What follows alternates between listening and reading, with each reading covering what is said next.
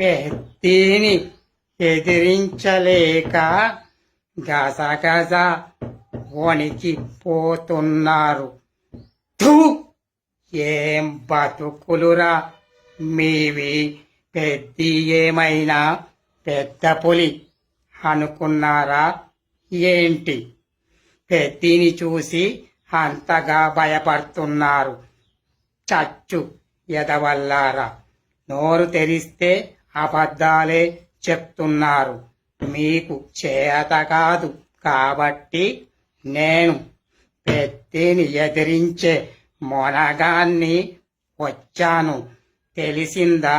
పెద్ది దగ్గరికి నేను పెద్ద పులిలా వెళ్తాను. పెద్దిని ఎదిరించే తీరుతాను.